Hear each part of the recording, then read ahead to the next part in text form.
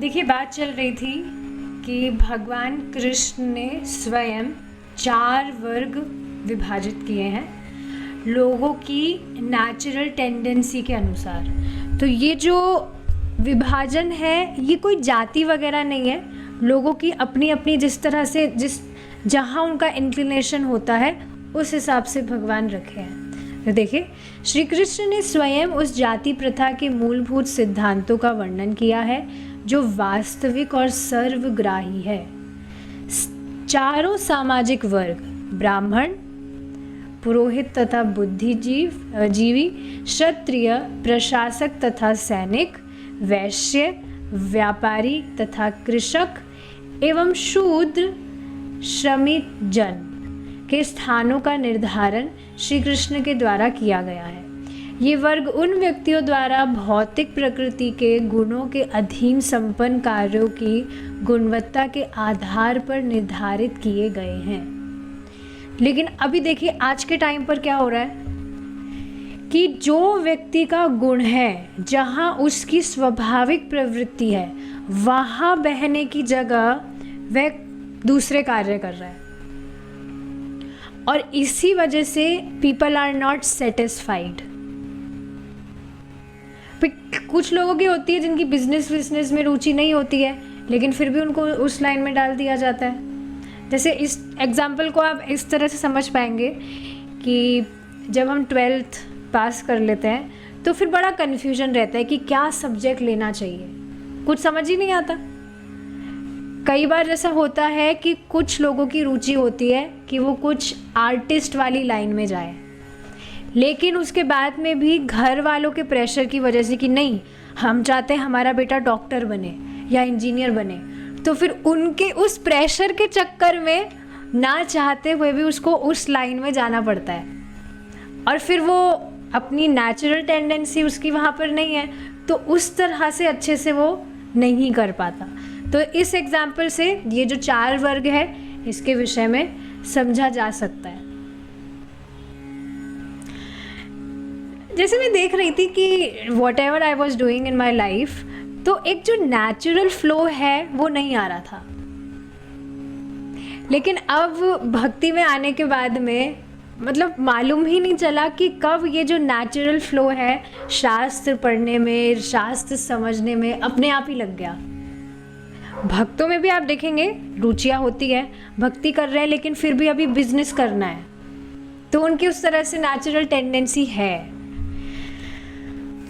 तो ठीक है, ये सारी चीज़ें हैं, लेकिन बेसिकली यहाँ पर ये बात समझना चाहिए कि ये जाति वगैरह नहीं है, ये बस गुणवत्ता के आधार पर निर्धारित किए गए हैं ये 4 वर्ग। इस तरह यद्यपि एक दृष्टिकोण से कृष्ण पूरे विश्व में इस जाति प्रथा के सर्जक हैं, फिर भी अन्य संदर्भ में वे इसके निर्माता नहीं हैं। अर्थात वे ऐसी, इसका मतलब आप समझ रहे हैं, व्यक्ति इस तरह से कार्य करना चाहता है, इस वजह से भगवान ने ये सामाजिक वर्ग बताए हैं। नहीं तो वास्तव में आत्मा ना ब्राह्मण है, ना क्षत्रिय है, ना वैश्य है। इस वजह से ये लाइन यहाँ पर कही जा रही है कि फिर भी अन्य संदर्भ में वे इसके निर्माता नहीं है। अर्थात वे ऐसी उत्पीड़क तथा अप्राकृत जाति प्रथा के निर्माता नहीं हैं जिसमें निष्ठाहीन लोग अपने जन्म के अनुसार अपनी स्थिति का निर्धारण करते हैं।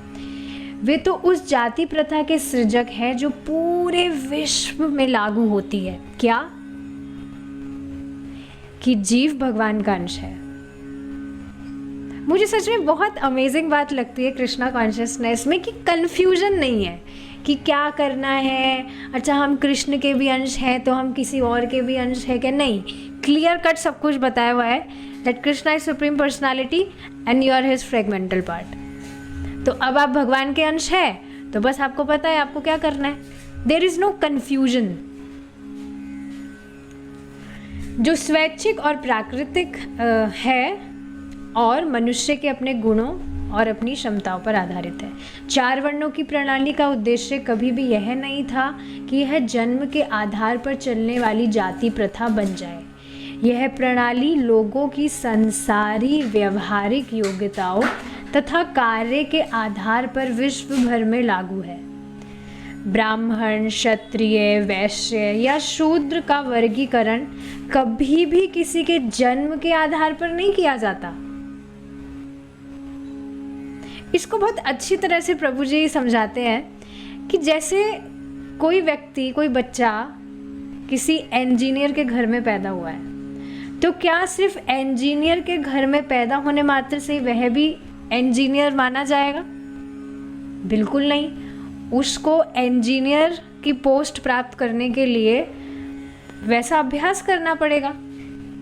तो उसी तरह से कोई भी व्यक्ति ब्राह्मण परिवार में जन्म लिया है तो सिर्फ ब्राह्मण परिवार में जन्म लेने मात्र से वो ब्राह्मण नहीं हो गया है, उसको वैसा अभ्यास भी करना पड़ेगा। कितनी ज़्यादा इम्पोर्टेंट है ये बातें समझना। और जो लोग इस बात को नहीं समझते हैं, वो बस जो सो कॉल्ड ब्राह्मण्स हैं, जो कुछ प्योरिटी फॉलो नहीं करते हैं, मसाला वसाला खाते हुए दिखते हैं, उनसे अपने कुछ भी वो कराते रहते हैं, यज्ञ वगैरह। तो ये सारी नॉलेज होना बहुत ज़रूरी है। तो ये वर्गीकरण कभी भी किसी के जन्म के आधार पर नहीं किया जाता। जिस प्रकार किसी विख्यात चिकित्सक का पुत्र होने मात्र से कोई चिकित्सक नहीं बन जाता। यहाँ पर भी ये बात बताई जा रही है कि बस डॉक्टर के यहाँ पे जन्म लिया तो ऐसा नहीं, वो भी अब बच्चा भी डॉक्टर ही हो गया। भाई उसके कुछ और इंटरेस्ट हो सकते हैं।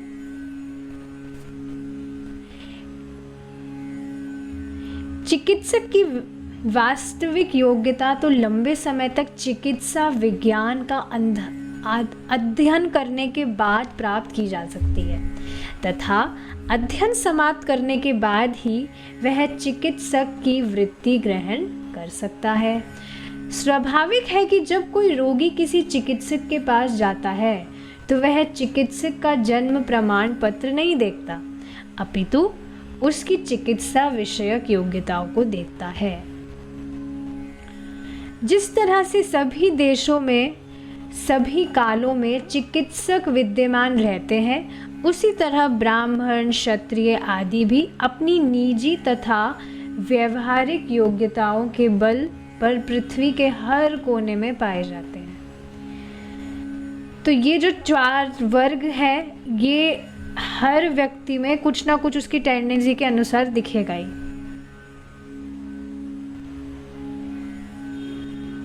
भारत की वर्तमान जाति, जैसे एग्जाम्पल के लिए समझे ना, भक्ति भी हम कर रहे हैं तो ज़रूरी नहीं है कि सभी की शास्त्र अध्ययन में रुचि हो,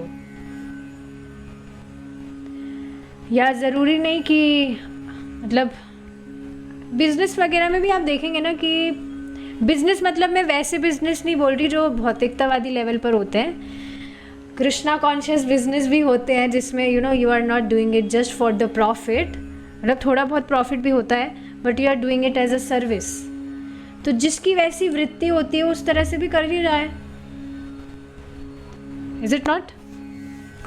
तो ये सारी चीज़ें हैं जो यहाँ पर बताई जा रही है। भारत की वर्तमान जाति प्रथा, जिसे हम लोगों ने विश्व के एक विशेष भाग में और एक विशिष्ट संप्रदाय तक सीमित कर रखा है, निश्चय ही त्रुटिपूर्ण है और प्राकृत सार्वजनिक जाति प्रथा का विकृत रूप है। यदि कोई व्यक्ति किसी चिकित्सक का पुत्र होने से ही चिकित्सा विज्ञान का कोई ज्ञान प्राप्त किए बिना तथा किसी चिकित्सा विद्यालय में गए बिना अपने को चिकित्सक कहता है, और यदि जनता के एक वर्ग द्वारा इसे चिकित्सक के रूप में स्वीकार कर लिया जाता है, तो यह चिकित्सक तथा उसके अंधे अनुयायी वंचकों तथा वंचितों के समाज के सदस्यों से अधिक कुछ नहीं है। जैसे एक वीडियो मैंने देखा था, बहुत टाइम हो गया, शायद भक्ति में आने से पहले की बात है। तो उसमें क्या हुआ था, एक कोई व्यक्ति था, वो साइंस का स्टूडेंट था। तो एग्ज़ाम्स वगैरह होते ही हैं, लेकिन हुआ क्या था कि वो अपने एग्ज़ाम में चीटिंग से पास हुआ था। डॉक्टरिंग का ही वो एग्ज़ाम था। ऐसा होता ही है, बच्चे एग्ज़ाम में पास होने के लिए चीटिंग वीटिंग कर लेते हैं। लेकिन डॉक्टरिंग की वो पढ़ाई कर रहा था और चीटिंग से वो पास हुआ था, तो अब ठीक है, डिग्री विग्री उसको मिल गई, अपना खुद का हॉस्पिटल वगैरह भी उसने खोल लिया, लेकिन क्योंकि उसको ज्ञान ही नहीं हुआ, जो भी उसने पढ़ाई मतलब ढंग से की नहीं उसने, कि कैसे क्या ट्रीटमेंट करना चाहिए, कहाँ पर इंजेक्शन लगाना चाहिए, कहाँ कैंची चलानी चाहिए, उसको मतलब कुछ मालूम ही नहीं था। तो जिस व्यक्ति ने उसकी सहायता की थी चीटिंग करके पास होने में, शायद उसको कुछ पैसे वगैरह दिए होंगे, तो अब आगे जाकर उसी व्यक्ति की कुछ बच्चा वगैरह कुछ बीमार हुआ होगा। तो अब वो जो डॉक्टर जो चीटिंग से पास हुआ था और अब वो सो कॉल्ड डॉक्टर बन गया, बड़ा बढ़िया हॉस्पिटल वगैरह खोल लिया, तो उसी के पास में उसको चेकअप के लिए ले जाया गया था और उनको पता नहीं था कि वो ही डॉक्टर है जो चीटिंग से पास हुआ था। तो अब उसने जब उसका ट्रीटमेंट वगैरह किया, जो भी ऑपरेशन वगैरह करते हैं, तो उसमें उसने गड़बड़ी करी। उसको समझ ही नहीं आ रहा था कि मुझे क्या करना चाहिए क्या नहीं करना चाहिए, बस वो ऐसे ही फर्जी का डॉक्टर बन के बैठा था। और बाद में उस बच्ची के जो पिताजी थे जिसने चीटिंग करके उसको पास कराया था, उसको बाद में ये बात याद आई। तो आप समझ रहे हैं कि चीटिंग बाजी से ठीक है, बाहर से दिख भी सकता है कि व्यक्ति कुछ भी कर लिया है, लेकिन वास्तव में यहाँ क्या कहा जा रहा है कि वो इस तरह से फर्जी में चिकित्सक का रूप स्वीकार कर भी लिया, तो यह चिकित्सक तथा उसके अंधे अनुयायी वंचकों तथा वंचितों के समाज के सदस्यों से अधिक कुछ नहीं है। तो देखिए, वो खुद का भी नुकसान कर रहा है इसमें और दूसरों का भी नुकसान कर रहा है। अभी हमने जो एग्जाम्पल समझा वो वीडियो वाला, उससे समझ आ ही रहा होगा, खुद भी वो अपना उसने खराब कर लिया सब करियर वगैरह, फर्जी डॉक्टर बन गया, और दूसरों का भी ट्रीटमेंट कर रहा है, तो दूसरों के साथ भी वो छलावा ही कर रहा है, नुकसान कर रहा है। अतः पूर्ण पुरुषोत्तम श्री कृष्ण द्वारा निर्मित जाति प्रथा जो भगवत गीता में उल्लिखित है, वंचकों तथा वंचितों के समाज की जाति प्रथा के समान नहीं है। श्री कृष्ण की जाति प्रथा सभी कालों में तथा विश्व के सभी भागों में और वस्तुतः संपूर्ण ब्रह्मांड में एक सर्वव्यापी सत्य है। अब बताइए, इसके अलावा भी और कुछ सुनना बाकी रह गया है क्या? कि जो भगवत गीता का ज्ञान है, इट इज नॉट लिमिटेड, कि एक किसी ग्रुप में लिमिटेड है, यहाँ देश किसी पर्टिकुलर देश में लिमिटेड है, नहीं, विश्व के सभी भागों में। और ये कोई चीटिंग बाजी यहाँ बिल्कुल भी नहीं है। विश्व के सभी भागों में, संपूर्ण ब्रह्मांड में एक सर्वव्यापी सत्य है, और इसको प्रभुपाद जी ने सत्यापित भी करके दिखाया। जाति प्रथा के विभिन्न, अब देखिए, जब ये बात समझ में आ रही है तो भक्तों को हेजिटेशन नहीं होना चाहिए कि ये तो पता नहीं कौन सी जाति का व्यक्ति है, क्या मुझे इसको कृष्ण से कनेक्ट करना चाहिए? भाई वो नहीं समझ रहा, वो अपने आप को किसी भी जाति का समझ रहा है। डेफिनेटली अब वो ठीक है, जो भी वो फॉलो कर रहा है, तो आप उसको फिलॉसफी बताएंगे तो वो नहीं समझेगा, बट भगवान से कैसे ना कैसे संपर्क देने का ट्राई करना चाहिए। जैसे एक बात मुझे आज सबको बतानी है, मैंने बताई नहीं अभी तक, क्लास में दूसरे ग्रुप में तो बताई थी, तो उसमें चैलेंज दिया गया था, टास्क दिया गया था एक, कि आपको किसी भी व्यक्ति को भगवान से कनेक्ट करना है, किसी भी तरह से आप कर सकते हैं, इन एनी वे, या तो प्रसाद दे दिया, या हरे कृष्णा बुलवा दिया, उसके कानों में हरे कृष्णा का संपर्क दे दिया, कैसे भी। तो उस दिन हुआ क्या था, मुझे कहीं बाहर जाना पड़ा था और वापस लौटते समय I was in e rickshaw, जो बैटरी वाले रिक्शे आते हैं, तो उसमें मैं थी, तो मैं बैठी थी काफ़ी देर तक।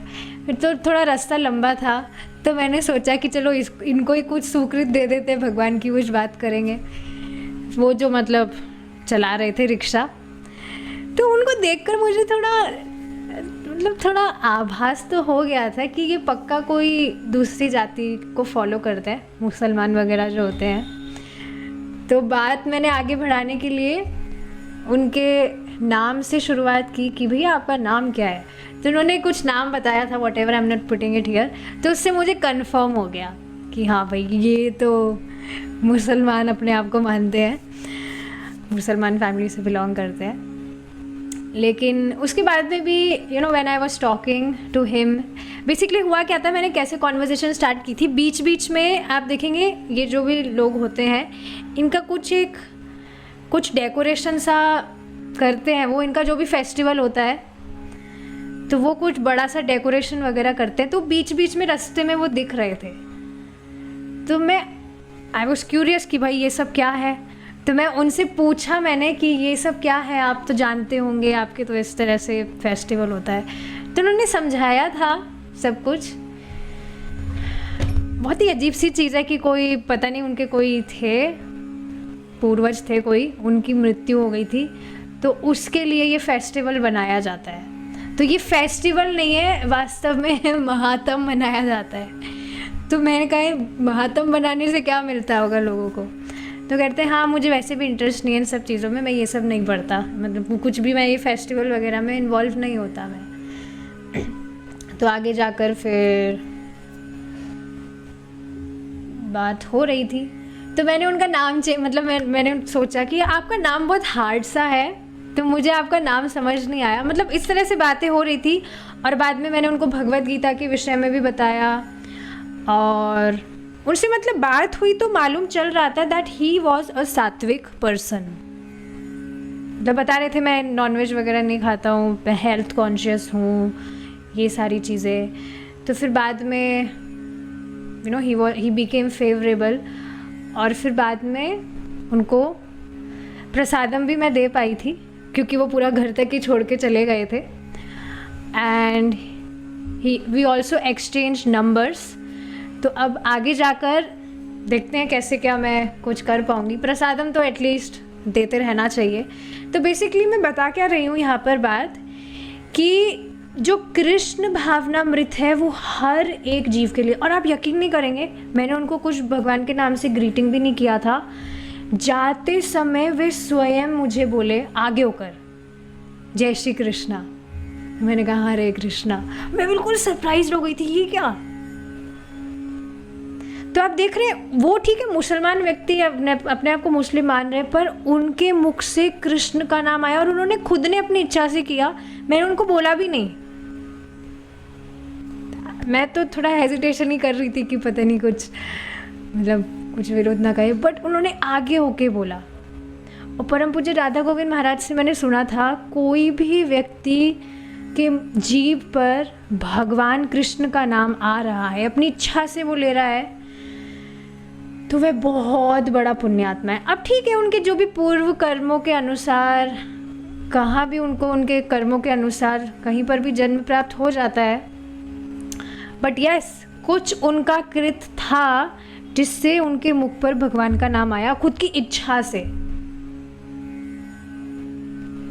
और देखिए सबसे अमेजिंग चीज़ क्या है, आप किसी से भी फ्रेंडशिप अगर करना चाहते हैं, आप उनसे खाने पीने की बात करिए, आपको खाने में क्या पसंद है। And if by Krishna's blessing, if you are a cook, आपको कुछ प्रसादम वगैरह बनाना आता है, तो आप उनकी रुचि के हिसाब से मतलब पूछ सकते हैं क्या पसंद है क्या नहीं, उस तरह से आप उनको बना के दे सकते हैं। 6 लविंग एक्सचेंजेस में एक ये भी तो आता है that you are giving prasadam to someone. और देखिए सामने वाला व्यक्ति अगर आपके फेवर में भी हो गया, भक्त के फेवर में हो गया वो, तो पक्का उसका बहुत बड़ा सुकृत बनेगा और आगे जाके वह भक्ति करेगा, भक्त बनेगा वो आगे जाकर। तो ये बहुत अमेजिंग बात है कि श्री कृष्ण की जाति प्रथा सभी कालों में, मतलब जो भगवद गीता का ज्ञान भगवान दिए हैं, सभी कालों में तथा विश्व के सभी भागों में और वस्तुतः संपूर्ण ब्रह्मांड में एक सर्वव्यापी सत्य है। जाति प्रथा के विभिन्न वर्णों की योग्यताओं का भगवद गीता में वर्णन किया गया है, अतः यहाँ हम उनका संक्षिप्त विवरण देंगे। ब्राह्मण सर्वोच्च वर्ण है, वे सत्वगुणी होते हैं, वे समानता, संयम तथा क्षमा का अभ्यास करते हैं। तो ये ब्राह्मण के गुण हैं। सतोगुणी होगा वो, सुबह उठेगा। जो वास्तव में ब्राह्मण है वो सुबह उठेगा ही। इफ़ ही इज़ अ ब्राह्मणा he will wake up in morning, और मॉर्निंग में जल्दी उठकर वो न्यूज़पेपर नहीं पढ़ेगा। मैं जान रही हूँ एक व्यक्ति को, वो ब्राह्मण है, मतलब वो उनका प्रोफेशन कहिए, कुछ भी कहिए, काम भी ऐसा ही है कि वो जाकर लोगों के यज्ञ वगैरह या जो भी पूजा पाठ करवाते हैं। बट सुबह मैं जब फूल लेने जाती हूँ तो डेली मुझे सुबह दिखते हैं, उठ जाते हैं सुबह, वो ब्रह्म मुहूर्त में नहीं, 6-7 बजे, और सुबह उठते ही उनकी मॉर्निंग होगी न्यूज़पेपर से। जो वास्तविक ब्राह्मण है वो सुबह उठेगा ब्रह्म मुहूर्त में, बढ़िया स्नान वान करके भगवान का नाम जप करेगा। आप देख रहे हैं शुरू से ही हमें ट्रेनिंग दी जा रही है, ब्राह्मण, हमारा ब्राह्मणत्व ऊर्जान्वित हो, इसके लिए ही हमें शुरू से ट्रेनिंग दी जा रही है। और नियमित रूप से अभ्यास करने से बिल्कुल नेचुरल सा सब कुछ लगता है। जैसे कुछ हफ्तों से मैं देख रही हूँ, पता नहीं मुझे बोलना चाहिए कि नहीं, भगवान की कृपा से नियमित रूप से मैं सुबह जल्दी उठ जा रही हूँ, डेली मैं मीटिंग ज्वाइन करती हूँ, मतलब अच्छे से सब कुछ हो जा रहा है नियमित रूप से। काफ़ी हफ्तों से ऐसा हो रहा है and I am very happy.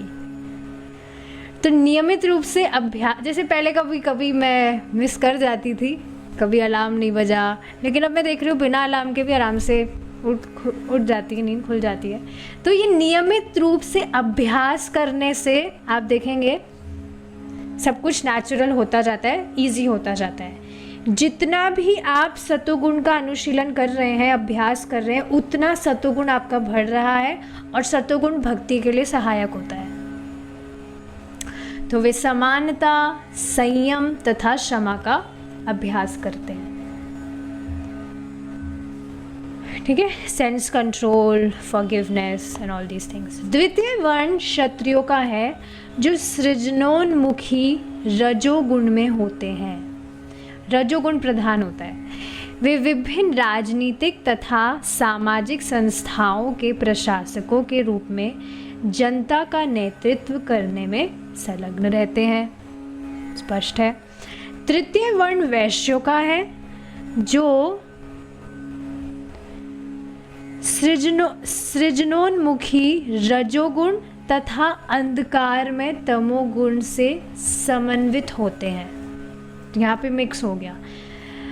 वैसे मतलब भौतिक जगत में तीनों ही गुण रहते हैं, ऐसा नहीं है कि कोई व्यक्ति हमेशा ही सतोगुणी है, पर प्रधानता बताई जा रही है कि ज़्यादा क्या होता है। तो सृजनोन्मुखी रजोगुण तथा अंधकार में तमोगुण से समन्वित होते हैं और समानतया व्यापारी तथा कृषक का कार्य करते हैं, बिजनेसमैन। शूद्र सबसे निम्न वर्ग के होते हैं जो तमोगुणी होते हैं और साधारणतया अन्य तीनों वर्णों की सेवा का कार्य करते हैं। Servants, not servants of Lord, servants of all the materialistic people. वर्ग के रूप में, जैसे एग्जाम्पल के लिए जो बेलदारी वगैरह करते हैं, ये सब शूद्र के काम है।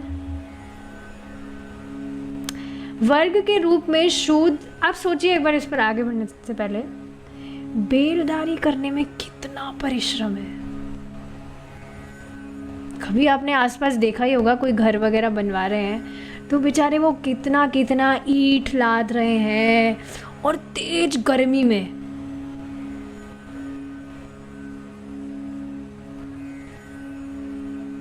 तेज गर्मी में अपन बिना कुछ लादे ऐसे भी अगर निकल ले कहीं तो कितना ज़्यादा डिहाइड्रेशन हो जाएगा, चक्कर आ जाएंगे, पता नहीं क्या क्या हो जाएगा। लेकिन आप देखेंगे लोग इस तरह से बेलदारी करते हैं, जबकि काम वो कुछ और भी कर सकते हैं, पर इस तरह से है उनकी प्रवृत्ति। वर्ग के रूप में शूद्र समस्त भौतिक समाज के सेवक होते हैं। अंधकार के इस वर्तमान युग, कलयुग में जो कलह, पाखंड तथा अज्ञान का युग है, एक तरह से हर व्यक्ति शूद्र के रूप में जन्म लेता है। शूद्र के रूप में जन्म लेने का मतलब आप समझ रहे हैं ना, तमोगुण का मतलब क्या है। बिल्कुल एब्सेंट माइंडेड है कि जन्म हुआ है तो मुझे क्या करना चाहिए, मैं कहाँ से आया हूँ, मैं कहाँ का हूँ। तो ये शूद्र के लक्षण है कि उसको कुछ भी नहीं पता। शूद्र मतलब बिल्कुल एक पशु की जैसी बुद्धि। आप देखिए ना, एक जो गधा है वो कितना वजन घींचता है अपने कंधे पर, एंड ही कांट क्वेश्चन कि मैं क्यों कर रहा हूँ ये सब, बल्कि वो सोचता है मैं तो मज़े कर रहा हूँ, इस तरह से मैं बहुत सामान लेकर जा रहा हूँ, और जो भी बाकी चीज़ें बताई जाती है उसमें। उसी तरह से आप देखिए लोग जो बेलदारी वगैरह कर रहे हैं, बिल्कुल ये मतलब आप समझ रहे हैं गधों का काम नहीं हुआ। मनुष्य जीवन इन कार्यों के लिए नहीं मिला है, पर क्योंकि कलयुग जो कलह, पाखंड और अज्ञान का युग है, तो व्यक्ति की बिल्कुल क्षमता ही नहीं है कि वो इस विषय में सोचे कुछ। तो हर व्यक्ति शूद्र के रूप में जन्म लेता है। यदि हम परम पुरुष भगवान द्वारा निर्मित जाति प्रथा के प्रकाश में मानवीय कार्यों का परीक्षण करें कि मनुष्य जीवन मिला है तो मानव के कार्य क्या है, ये अगर व्यक्ति भगवान जो भगवत गीता बोले हैं उसके ज्ञान से अगर जाने, तो हम निश्चय ही संसार के प्रत्येक भाग में चारों वर्णों को कार्यशील देख सकते हैं। पृथ्वी के प्रत्येक भाग में जहाँ भी मनुष्य का निवेश है, कुछ लोगों में ब्राह्मणों के गुण हैं तो अन्यों में क्षत्रियों, वैश्यों या शूद्रों के हैं।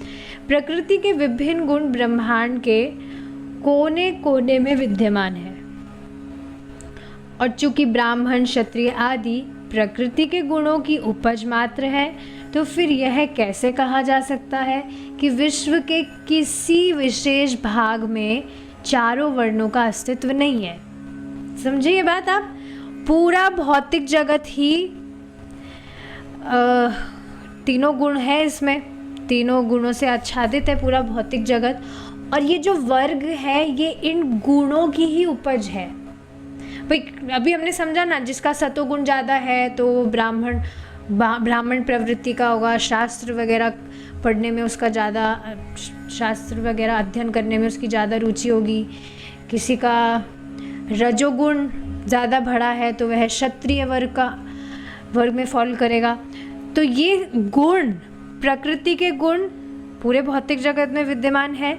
तो ऐसा नहीं कहा जा सकता कि ये जो चारों वर्ण है इनका अस्तित्व किसी पर्टिकुलर भाग में ही है, एक विशेष भाग में ही है और एक विशेष भाग में नहीं है, सब जगह ही है। मतलब इन शॉर्ट बॉटम लाइन क्या है, हर एक व्यक्ति इन चारों कैटेगरी में ही किसी में फॉल करता है, मतलब उसकी रुचि, उसका जो नेचुरल फ्लो है। यह अर्थहीन है क्या कि ये चारों वर्ण किसी विशेष भाग में अस्तित्व नहीं रखते हो, तो यह अर्थहीन है। प्रत्येक देश में तथा सभी कालों में चारों वर्ण रहे हैं, अब भी हैं और आगे भी रहेंगे।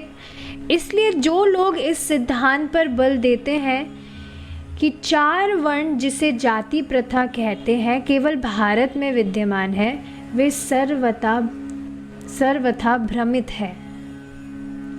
भगवत भक्त बनने का अवसर जाति प्रथा द्वारा नियंत्रित नहीं है कि भाई तुम तो देखो वैश्य प्रवृत्ति के हो, तुम्हारा कोई स्कोप नहीं है कि तुम भगवान की भक्ति करोगे। It's not like that. भगवान का भक्त बनने के लिए ये कुछ भी लिमिटेशंस नहीं है, कोई भी व्यक्ति भक्ति कर सकता है। एक ई रिक्शा चलाने वाला भी भक्ति कर सकता है, और वो उन व्यक्ति ने सत्यापित कर दिया था, और चाहे से वो किसी दूसरी जाति के भी हो। सत्यापित किया कि नहीं, खुद बोले जय श्री कृष्णा, मैंने तो नहीं बोला था उनको। यहाँ तक कि जो लोग चतुर्थ वर्ण अर्थात शूद्र के गुणों से भी बहुत निम्न गुणों वाले हो, वे भी पूर्ण पुरुषोत्तम भगवान श्री कृष्ण की दिव्य सेवा करने के लिए सुयोग्य है। योग्य ब्राह्मण सर्व आकर्षक एवं परम सत्य भगवान श्री कृष्ण की दिव्य सेवा करके जो आध्यात्मिक सिद्धि प्राप्त करता है उसे कोई भी यहाँ तक शूद्र से भी निम्नतर स्तर का व्यक्ति प्राप्त कर सकता है। समझ रहे हैं? देखिए, ये तो हमने भक्ति रसामृत सिंधु में पढ़ा था या माधुर्य कादम्बनी में पढ़ा था, किसी में पढ़ा था, शायद भक्ति रसामृत सिंधु में ही पढ़ा था कि कोई भी व्यक्ति, हाँ भक्ति रसामृत सिंधु में ही पढ़ा है, कोई कुत्ता खाने वाले घर में भी पैदा क्यों ना हुआ हो, लेकिन अगर वह भगवान की भक्ति कर रहा है तो वह एक सोम यज्ञ करने वाले ब्राह्मण से भी श्रेष्ठ है। सोचिए भगवान की भक्ति कितनी अमेजिंग है कि कहाँ वो कोई मनुष्य एकदम literally, if you will think about this, एक नाली में कीड़ा जो पड़ा होता है वैसी उसकी गति होती है, वैसी स्थिति होती है अगर मनुष्य जीवन प्राप्त करने के बाद में भी वो भगवान की भक्ति नहीं कर रहा। लेकिन वैसी स्थिति में पड़ा होने के बाद में भी भक्ति अगर वह करना शुरू कर दिया तो कहाँ उसको उठा देती है।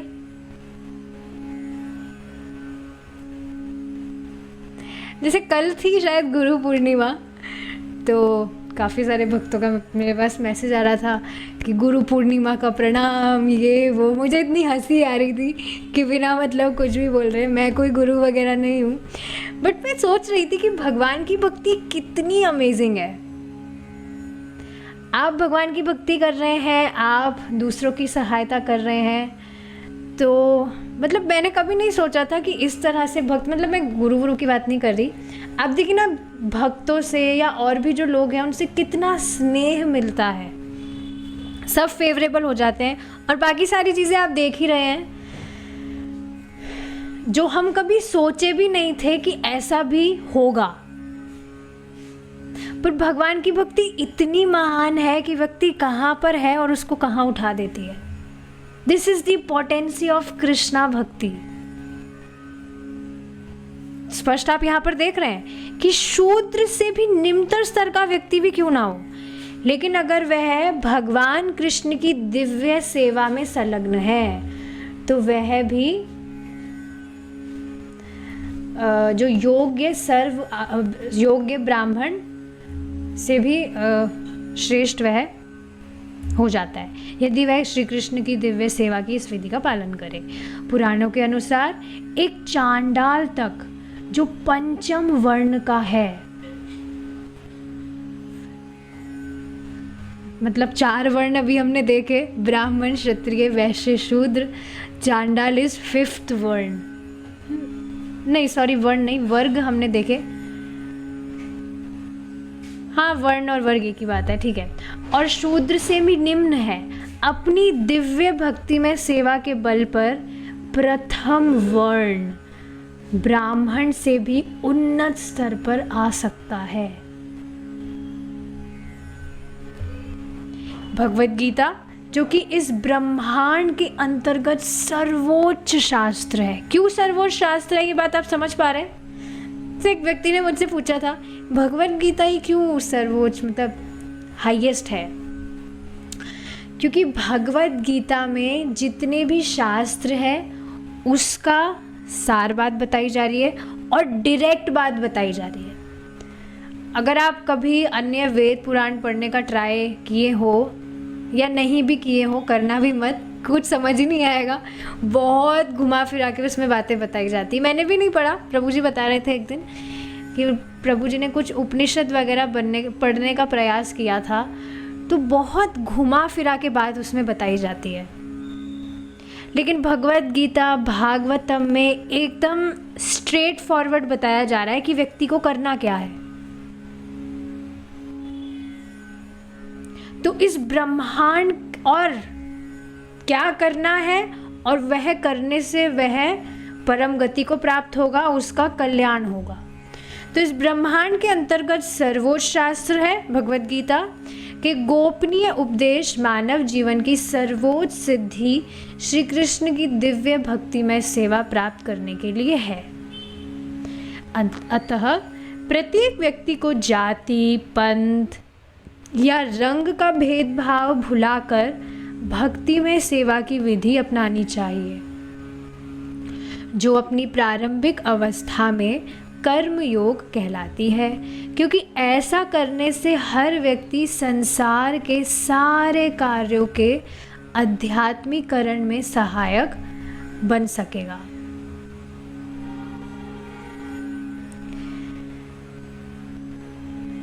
जैसे एक रिफ्लेक्शन मुझे सबसे शेयर करना था, काफ़ी चीज़ें तो मुझे बतानी भी नहीं चाहिए बट मैं बता देती हूँ।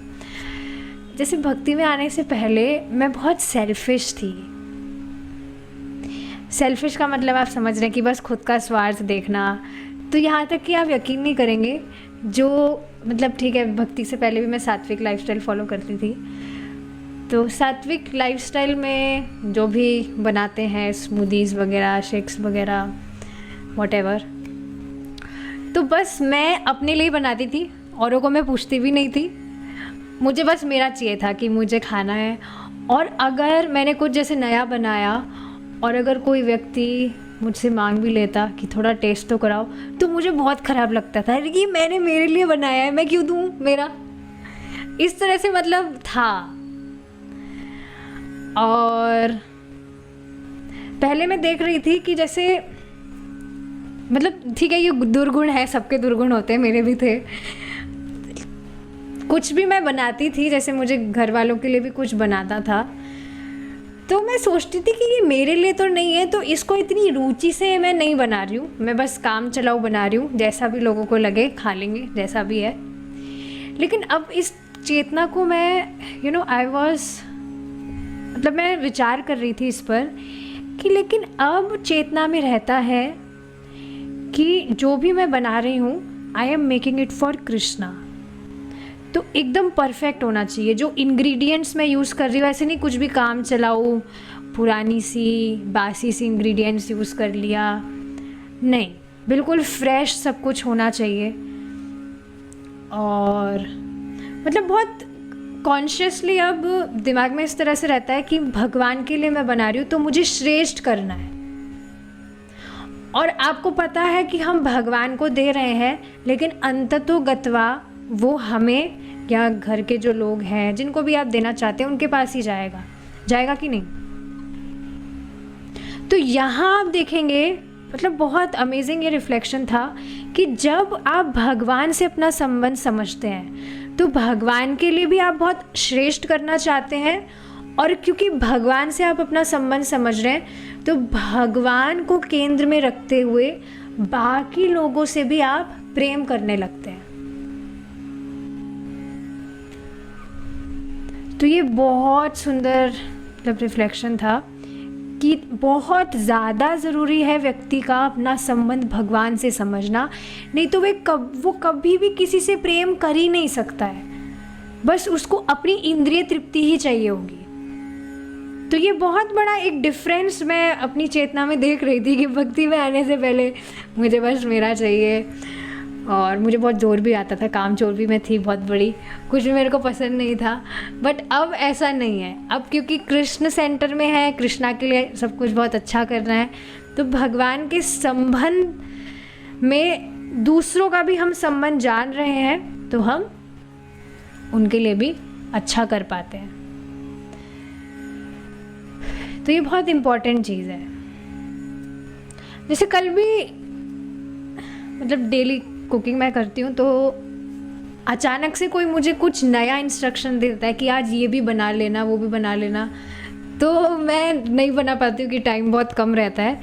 लेकिन कल जैसे अभी 12 बजे वाली भागवतम क्लास तो नहीं हो रही, तो थोड़ा टाइम बीच में बच जा रहा है। तो मुझे बताया था किसी ने कि हम ऐसे कहीं जाएंगे, आप बना दीजिएगा अगर कुछ बना पाए तो पहले मैं थोड़ा सोच रही थी मैं मेरा कुछ और काम करूँगी ना इससे अच्छा।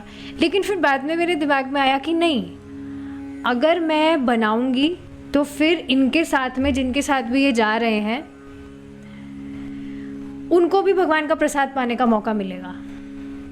सो दिस वे, इस तरह से आप देखेंगे आपकी कॉन्शियसनेस में बहुत भेद आ जाता है जब आप भगवान को केंद्र में रख रहे हैं, भगवान के संबंध में जब आप कार्य करने लगते हैं। It makes a very big difference. तो क्या कभी आप सोचे थे, मतलब सभी भक्तों के साथ ऐसा होता होगा, कभी भी आप नहीं सोचे होंगे कि इस तरह के भी हम हो जाएंगे, that we want to serve, we want to please Krishna, भगवान को केंद्र में रखते हुए औरों से भी हम इस तरह से प्रेम करने लगते हैं। तो यही बात यहाँ बताई जा रही है, ऐसा करने से हर व्यक्ति संसार के सारे कार्यों के आध्यात्मिककरण में सहायक बन सकेगा।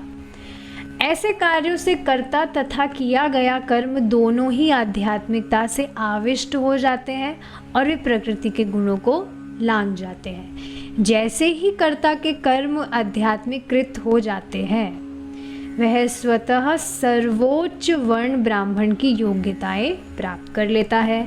वस्तुतः जो व्यक्ति भक्ति में सेवा के द्वारा पूर्णतया आध्यात्मिकृत हो जाता है, वह प्रकृति के गुणों के परे हो जाता है और इस तरह ब्राह्मण से श्रेष्ठ हो जाता है। बिल्कुल क्लियर है।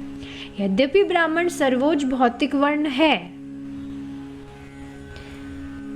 सबसे ऊंचा है पर भौतिक वर्ण है, किंतु वह दिव्य नहीं है, क्योंकि अंततोगत्वा भौतिक है। कोई तो भगवान के धाम में ऐसे नहीं है कि अच्छा ये तो ब्राह्मण है, ये क्षत्रिय है, ये शूद्र है। भगवान के धाम में ऐसा कुछ नहीं, ये सब भौतिक वर्ण है। भौतिक जगत में हम हैं और हमारी इस तरह की रुचियां हैं, टेंडेंसीज हैं, तो उस हिसाब से ये वर्ण विभाजित है, ये दिव्य नहीं है। कोई व्यक्ति मात्र भगवान की दिव्य सेवा करके किस तरह सर्वोच्च दिव्य ज्ञान प्राप्त कर सकता है, इसकी व्याख्या भगवद गीता के 4 अध्याय के 24वें श्लोक में की गई है, जहाँ श्री कृष्ण समझाते हैं कि कर्म योग संपन्न करने से हर वस्तु आध्यात्मिकृत हो जाती है।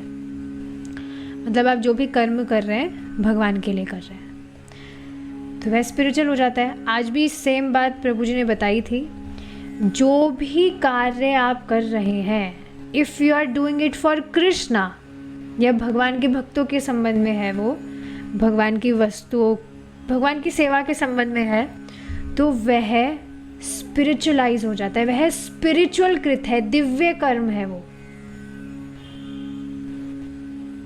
अब हमको वो समझ नहीं आ रहा कि कुछ लाइट वगैरह तो नहीं हो रही है, दिव्य मतलब कुछ लाइट हो, प्रकाश हो, बट नहीं, इट इज स्पिरिचुअल, क्योंकि वो भगवान के संबंध में है। अब एक लास्ट बात बोलकर हम रुकेंगे यहाँ पर। जैसे एक माता जी का आज क्वेश्चन था, गीता महात्म्य अभी सुन रहे हैं हम, तो उसमें गीता क्यों पढ़नी चाहिए और गीता पढ़ने से क्या होता है क्या नहीं, ये सारी चीज़ें बताई जा रही है। तो उसमें काफ़ी सारी अमेजिंग चीज़ थी। जैसे आज बताया गया था, बहुत अमेजिंग वर्ड्स था, आपने भी सुना होगा कि मृत्यु के समय अगर कोई व्यक्ति गीता को स्पर्श किया हुआ है तो वह भगवान के धाम की प्राप्ति करता है मृत्यु के समय। ऐसी बहुत सारी चीज़ें बताई थी कि इस तरह से गीता का पाठ करता है तो 10,000 साल के लिए वो चंद्र लोक में रहता है, सूर्य लोक चला जाता है, स्वर्ग में चला जाता है। बहुत सारी चीज़ें बताई थी, मतलब ये जो लोग इन चीज़ों में इंटरेस्टेड है, और भक्तों के लिए भी बहुत सारी चीज़ें बताई थी। तो माता जी पूछ रही थी कि गीता के महात्म्य में जो भी बात बताई जा रही है, ऐसा नहीं है कि मुझे उन पर विश्वास नहीं है, लेकिन फिर भी जब सुनते हैं महिमा तो सुनते ऐसा लगता है, अरे ऐसा कैसे हो सकता है, सिर्फ गीता पढ़ने से ऐसा कैसे हो सकता है कि यहाँ पर चले जाएंगे, वहाँ चले जाएंगे, मुक्त हो जाएंगे, ऐसा कैसे हो सकता है।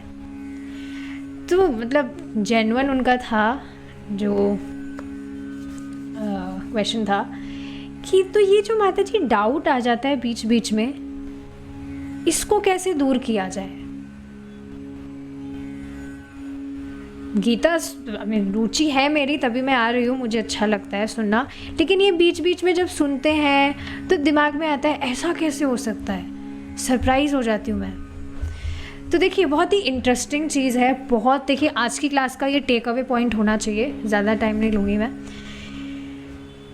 कि सबसे पहले ये समझिए कि जो अश्रद्धा है उसका कारण क्या है।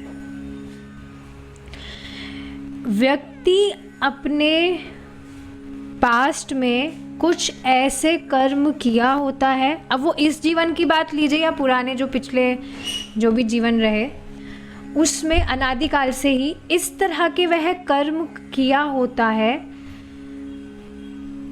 जो भगवान से उसका वैमुख्य बढ़ाता है।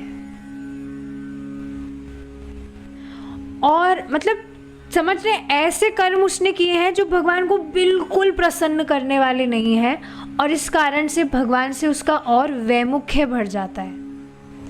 और इसी कारण से, क्योंकि वैमुख्य भगवान से है, तो उसको शास्त्र की बात पर, भगवान की बात पर श्रद्धा नहीं होती। अब श्रद्धा के भी आप देखेंगे बहुत सारे लेवल्स होते हैं। किन्हीं को बहुत कम श्रद्धा होती है, किन्हीं को बहुत ज़्यादा श्रद्धा होती है, किन्हीं की श्रद्धा बीच पर होती है, बीच में। तो सबके लेवल्स श्रद्धा के अलग अलग हैं। तो देखिए, समझना चाहिए, कृष्णा कॉन्शियसनेस में 3 चीज़ें मेन है। क्या? भगवान के नाम का जप, भगवान के विषय में श्रवण, और भगवान का प्रसाद पाना। तो अब जिस भी व्यक्ति को ये प्रोसेस पता लग गया कि भाई मुझे भगवान का जप करना चाहिए, श्रवण करना चाहिए, भगवान का प्रसाद पाना चाहिए, तो बस जो भी व्यक्ति इसको पकड़ लिया और नियमित रूप से कर रहा है, और इसके अलावा ये तो ठीक है, हमें मालूम चल गया हमें क्या फॉलो करना है, और जो फॉलो नहीं करना है वह भी फॉलो करना पड़ेगा। जैसे नाम जप कर रहे हैं तो इसके विपरीत क्या हुआ कि हम 10 नाम अपराध से बचे, वैष्णवों की निंदा ना करें, और जो भी 10 नाम अपराध होते हैं उसको करने से हम बचे। भगवान का श्रवण कर रहे हैं, अच्छी बात है, लेकिन जो अन्य भगवान के श्रवण के विपरीत है, भौतिकतावादी वार्ता हुई, ऑल द मटेरियल गॉसिप्स, या भौतिकतावादी गाने सुनना, मूवीज़ देखना, ये सारी चीज़ें हमारी भक्ति को डाउन करती है। क्यों? क्योंकि जब हम ये सारी चीज़ें देख रहे हैं तो उस समय भगवान से विस्मृति हो रही है कि नहीं? These things take your consciousness away from Krishna. तो ये तो भगवान को प्रसन्न करने वाला नहीं है। भगवान तो चाहते हैं कि हम बस हर वक्त उनके विषय में ही विचार करें। तो ये बात श्रवण से विपरीत। और प्रसाद की बात हो रही है तो सिर्फ भगवान का प्रसाद ही पाए, एक दिन भी चीट डे नहीं होना चाहिए, और 4 नियमों का पालन। तो आप देखेंगे जो भी व्यक्ति सिर्फ ये चीज़ें कर रहा है, तीनों जो साधन है जो उसको करने हैं नियमित रूप से कर रहा है, प्लस जो नहीं कर रहा है उसको भी वो फॉलो कर रहा है, तो आप देखेंगे बहुत तेज़ी से व्यक्ति भक्ति में आगे बढ़ेगा। क्यों? क्योंकि आप ये सभी कार्य भगवान को प्रसन्न करने के लिए कर रहे हैं, और जब भगवान आपसे प्रसन्न हो रहे हैं तो भगवान अंदर से स्वयं ज्ञान प्रकाशित करते हैं, आपको वैसी बुद्धि देते हैं जिससे आपको भगवान की बात और समझ में आती है, शास्त्रों की बात और समझ में आती है, और श्रद्धा होती है। तो श्रद्धा बढ़ाने का क्या फॉर्मूला है? जो चीज़ें आपको बताई है उसको गंभीरता से आप पालन करें। जैसे 16 माला का जप बताया है, मेरे साथ भी, मतलब ऐसा नहीं कि, मुझे भी कई बार प्रॉब्लम होती है, कभी कभी बिल्कुल मन नहीं लगता है, सबके साथ ही ऐसा होता है, मैं कोई विशेष नहीं हूँ, लेकिन फिर भी कर्तव्य बुद्धि से समझ में आता है कि कोई बात नहीं, मुझे अच्छा नहीं लग रहा, पर मेरे हर एक नाम जप से भगवान प्रसन्न हो रहे हैं, तो व्यक्ति उसको करता है। तो इस तरह से समझिए, जब आप नियमित रूप से डेडिकेशन के साथ सब कुछ फॉलो कर रहे हैं तो भगवान की अंतरंगा शक्ति प्रसन्न होकर आपको और प्रेरित करती है कि आप और अच्छे से भक्ति करें, और भगवान प्रसन्न होकर अंदर से और ज्ञान देते हैं, और आपकी श्रद्धा ठोस होती जाती है। तो कुछ नई चीज़ नहीं है, बस आप डेडिकेशन के साथ जो कर रहे हैं गंभीरता से उनका पालन करिए, और आप खुद देखेंगे कितनी तेजी से भक्ति में प्रगति होगी। ये बहुत इम्पॉर्टेंट बात है समझने वाली, कि कुछ भी ढीलापन नहीं आना चाहिए कि हाँ ठीक है बताया, हमको पता है, हम कर लेंगे, नहीं, एकदम डेडिकेशन के साथ में। ठीक है, अब इसी से हम यहाँ पर रुकेंगे। Thank you so much for joining. Hare Krishna. जय श्रीला प्रभुपाद.